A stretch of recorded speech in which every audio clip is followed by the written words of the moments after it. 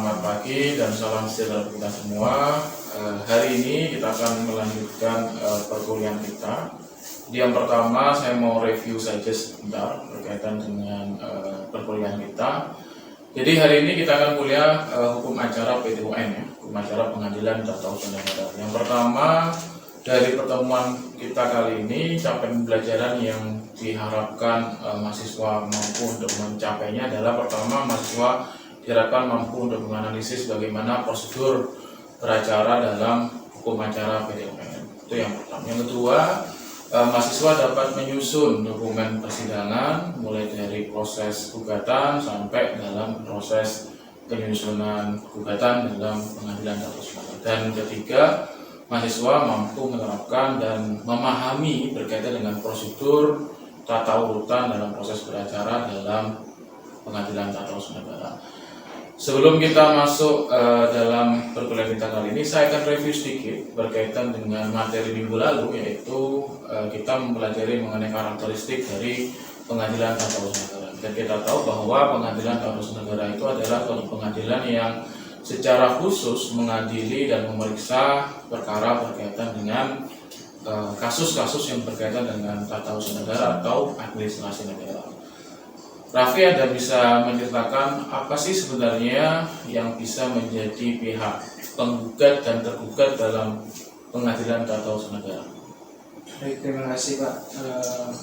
Untuk karakteristik dalam PTUN atau Pengadilan Tata Usaha Negara yang bisa menjadi penggugat dalam kasus TUN itu perseorangan atau privat, dan untuk tergugatnya itu pejabat TUN atau pejabat publik. Baik, itu ya. Salah satu karakteristiknya adalah berkaitan dengan pihaknya, yang mana pihak tergugat itu harus selalu badan atau pejabat TUN, ya. Ais, ada yang menjelaskan apa sih yang disebut sebagai pejabat tata usaha negara itu? Kalau ini pemahaman saya, silakan. aja ya. Kalau pejabat tata usaha negara itu adalah sebuah pejabat atau orang yang punya tugas yang diamanati oleh undang-undang atau ada mandat atau delegasi gitu untuk melakukan suatu pekerjaan.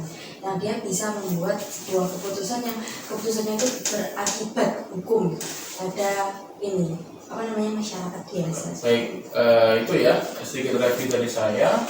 Jadi hari ini kita akan melanjutkan materi, yaitu kita akan menganalisa apa sih yang disebut sebagai objek KTUN atau objek dalam berperkara dalam pengadilan tata usaha negara. Hari ini, dari mata kuliah hari ini kita akan membahas mengenai objek tata usaha negara atau objek KTUN.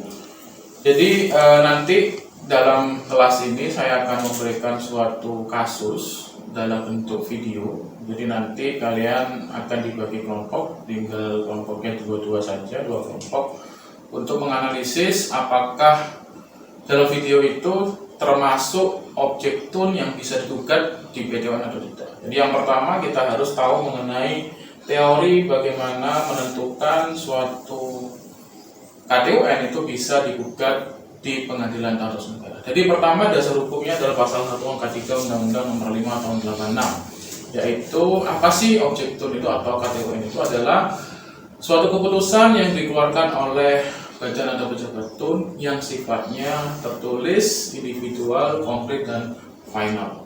Jadi keputusan TUN itu adalah yang pertama cirinya adalah dia harus berupa penetapan yang itu sifatnya tertulis. Jadi tertulis itu berarti ada wujudnya, baik berupa SK, surat tugas, memo, atau apapun itu yang itu sifatnya adalah tertulis. Yang kedua, dia berisi suatu tindakan yang konkret atau tindakan hukum yang konkret. Jadi tindakan hukum itu harus disebutkan dalam SK tersebut. Misalnya salah satunya adalah tindakan hukum untuk melakukan sesuatu, misalnya memberikan tugas, memecat, misalnya memberikan perintah, ataupun melakukan tindakan hukum yang itu sesuai dengan hukum administrasi negara atau sesuai dengan tata usaha negara. Itu yang kedua. Yang ketiga, surat tersebut dia harus dikeluarkan secara individual. Individual itu berarti apa? Harus ditujukan kepada suatu kelompok tertentu atau orang tertentu. baik itu 1 orang, 2 orang ataupun kelompok, yang penting harus disebutkan dan dimaksud dalam keputusan itu siapa-siapa saja yang diharuskan ataupun memiliki akibat hukum dalam konsep surat tersebut.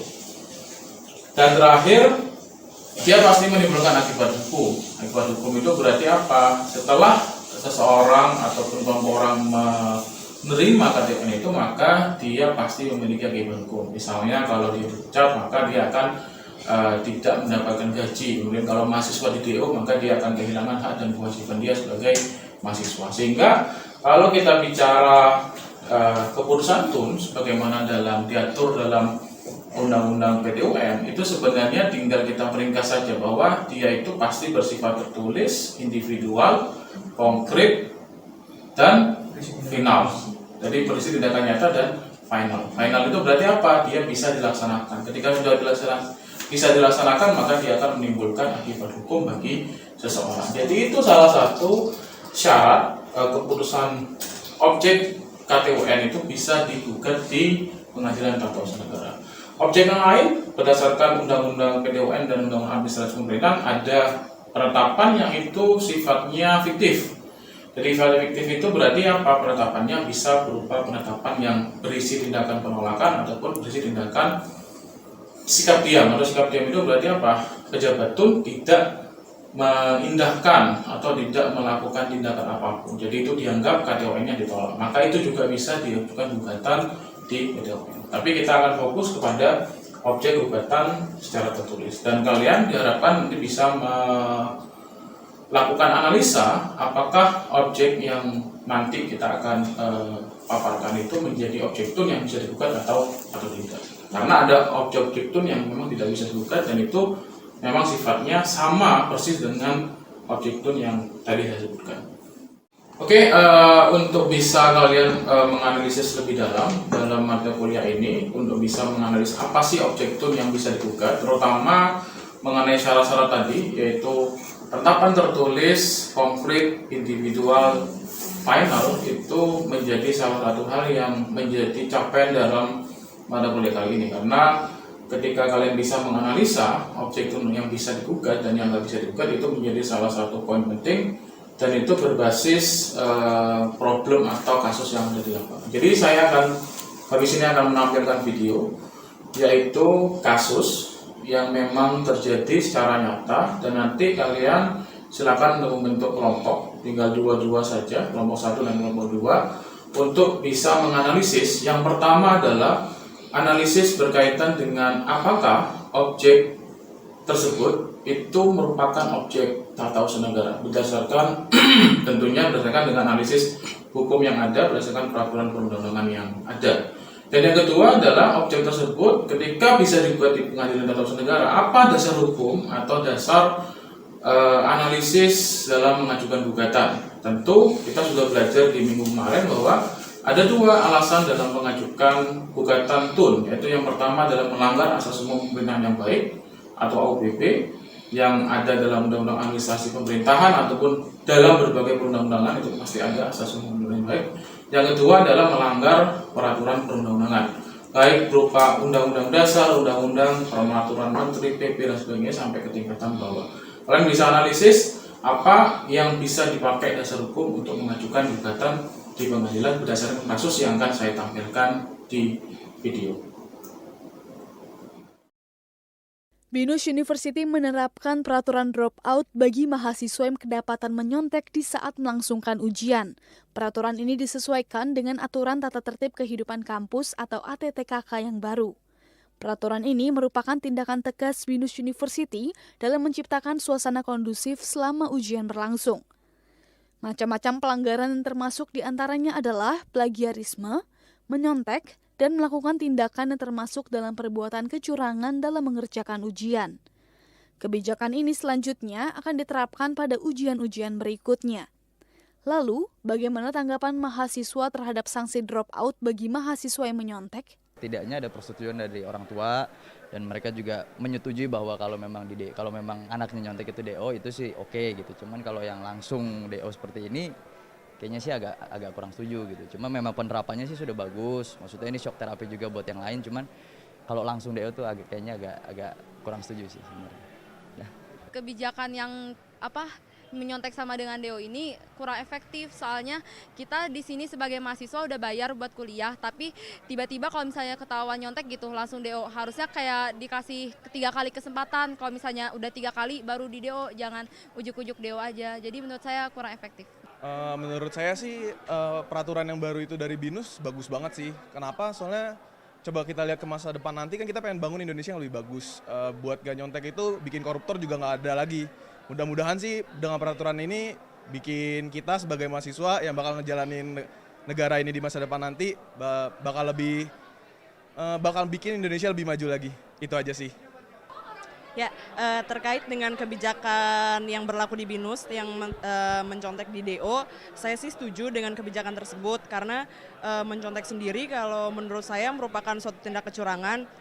Sehingga kalau misalnya dari kuliah aja kita udah melakukan kecurangan, apalagi nanti kalau pas kita udah kerja itu bisa berdampak, kita bisa nanti korupsi lah atau tindakan-tindakan kecurangan lainnya. Kebijakan drop out bagi mahasiswa yang menyontek semata-mata untuk mendidik mahasiswa menjadi mahasiswa yang jujur, dan juga tentunya untuk Indonesia yang bersih dari korupsi.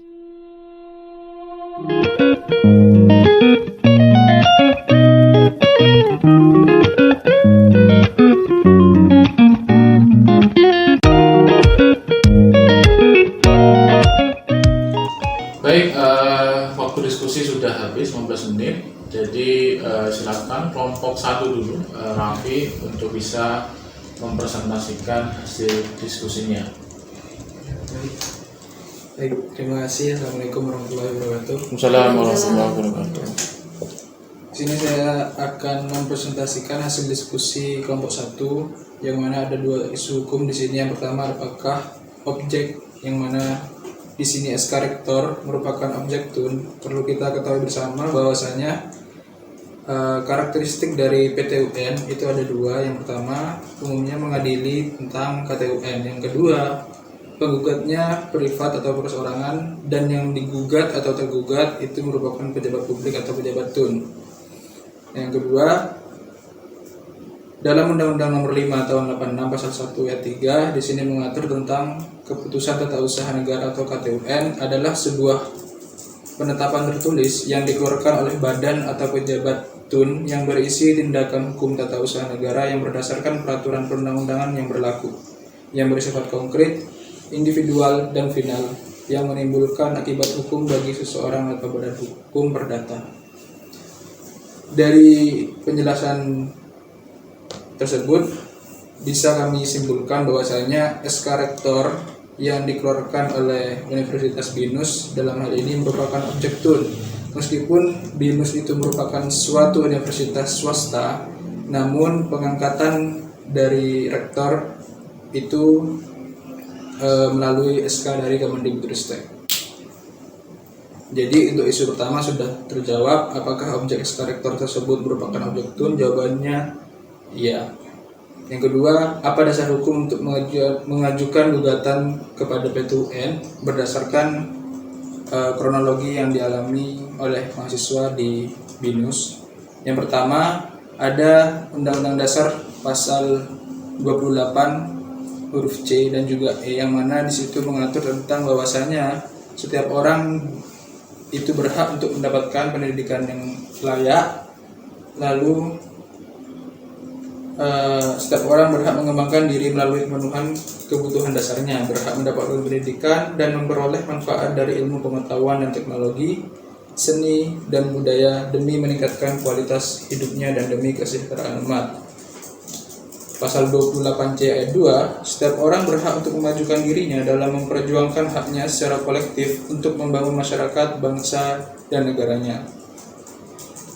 Lalu Undang-Undang Dasar Pasal 28 huruf E ayat 1, setiap orang bebas memeluk agama dan beribadat menurut agamanya, memilih pendidikan dan pengajaran, memilih pekerjaan, memilih kewarganegaraan, memilih tempat di wilayah negara dan meninggalkannya, serta berhak kembali.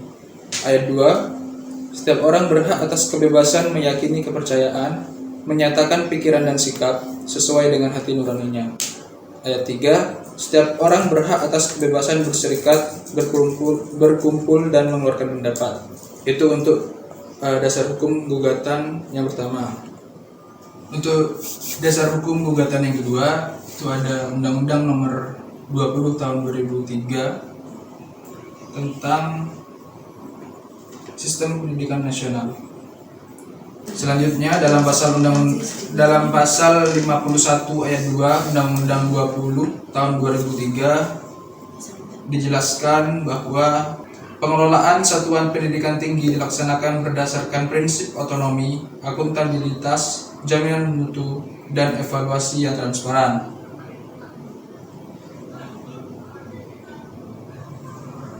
Untuk dasar hukum pendukung juga dalam mengajukan gugatan di sini rektor, dalam hal ini Rektor BINUS, juga telah melanggar atau tidak mengindahkan asas umum pelayanan publik yang baik, yang mana ada sebuah asas yang menjelaskan tentang keterbukaan dan penetapan SK Rektor terhadap mahasiswa dalam maksud drop out atau pemberhentian mahasiswa di sini dinilai tidak transparan dan tidak objektif. Terima kasih.